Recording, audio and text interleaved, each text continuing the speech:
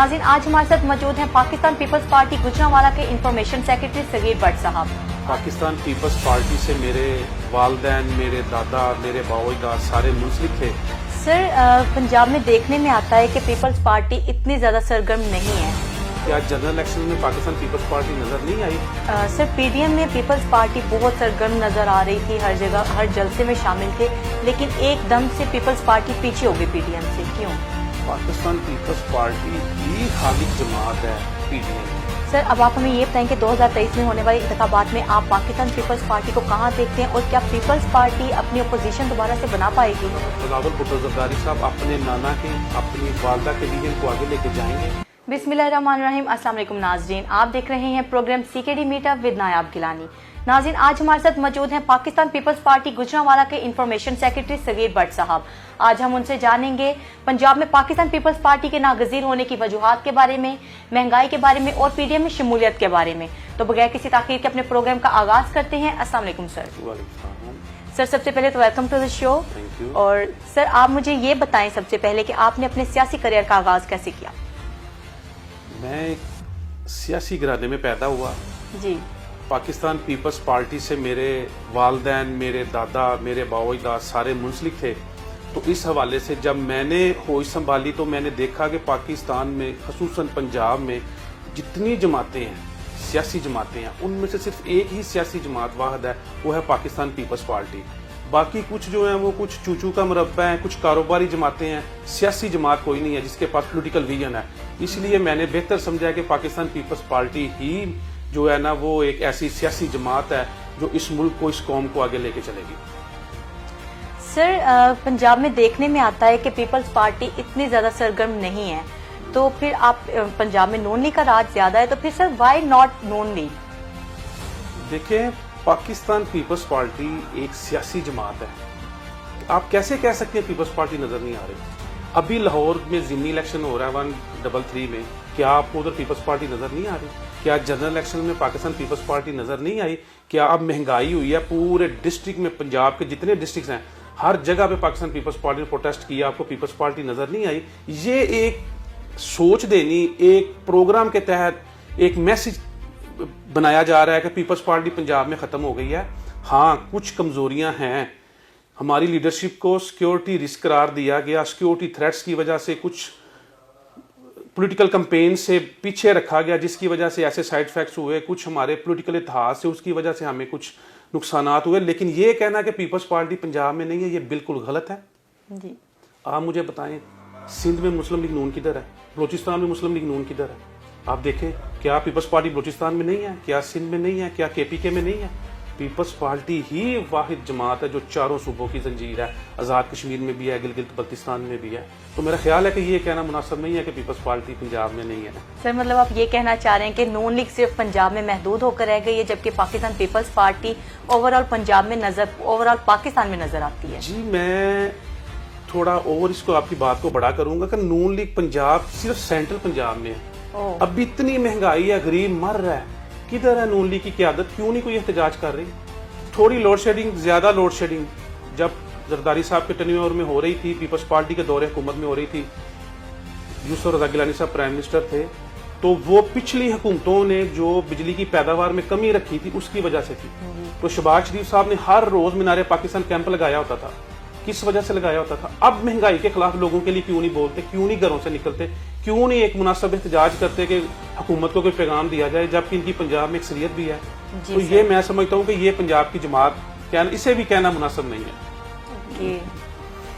Sir, अब PDM के बारे में थोड़ी सी बात करते हैं। सर, पीडीएम में पीपल्स पार्टी बहुत सरगर्म नजर आ रही थी, हर जगह हर जलसे में शामिल थे, लेकिन एकदम से पीपल्स पार्टी पीछे हो गई पीडीएम से। क्यों? देखिए, पाकिस्तान पीपल्स पार्टी ही खालिक जमात है पीडीएम की। पाकिस्तान पीपल्स पार्टी ने ही सब जमातों को एक प्लेटफॉर्म पे इकट्ठा किया था, एपीसी बुलाई, जिसके नतीजे में पीडीएम जो है मार्ज वजूद में आई। अदरवाइज किसी दूसरी जमात ने एपीसी बुला के कोई इतना बड़ा बोल्ड कदम नहीं उठाया, पाकिस्तान पीपल्स पार्टी ने ही उठाया था। तो सर, फिर स्टेप बैक क्यों किया पीपल्स पार्टी? पीपल्स पार्टी असूलों पे खड़ी है। पीपल्स पार्टी हालात के साथ नहीं चलना, पीपल्स पार्टी ने असूलों के मुताबिक चलना है, इस मुल्क के लिए, इस कौम के लिए।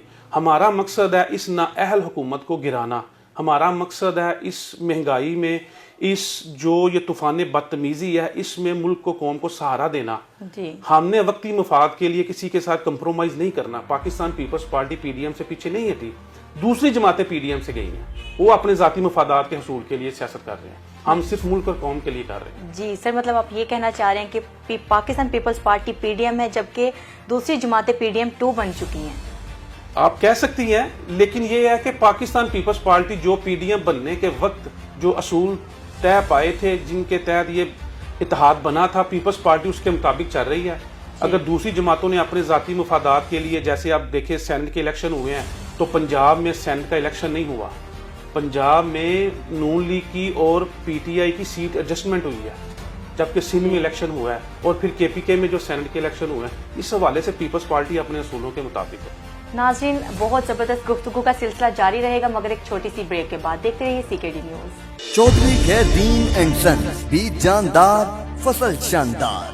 سی کے ڈی ایگری کی فخریہ پیشکش، کومل ہائیبریڈ دان بیج، کسان کی شان، فصل کی جان، پیداواری صلاحیت فی ایکڑ 120 من سے زائد، چائنا سے درآمد شدہ کومل ہائیبریڈ دان بیج، جو ایک بار لگائے وہ لگاتا ہی جائے. کومل ہائیبریڈ دان بیج لائیں، فصل کو شاندار بنائیں.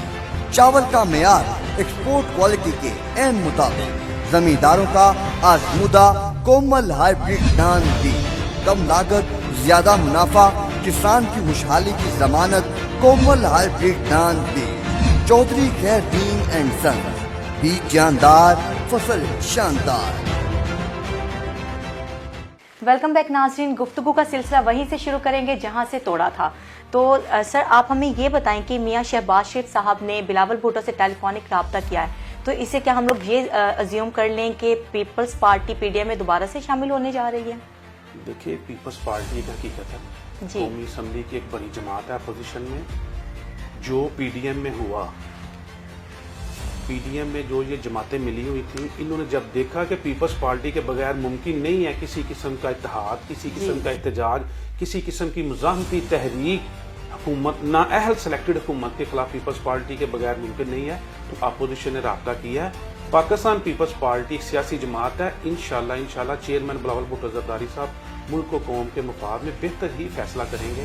جو ان اداروں کے لیے، جو اس ملک کے لیے بہتر ہوگا، جو اس مہنگائی میں اس عوام کے لیے بہتر ہوگا، انشاءاللہ وہ وہی کرتا ہے. سر، اب آپ ہمیں یہ بتائیں کہ 2023 میں ہونے والے انتخابات میں آپ پاکستان پیپلز پارٹی کو کہاں دیکھتے ہیں، اور کیا پیپلز پارٹی اپنی اپوزیشن دوبارہ سے بنا پائے گی؟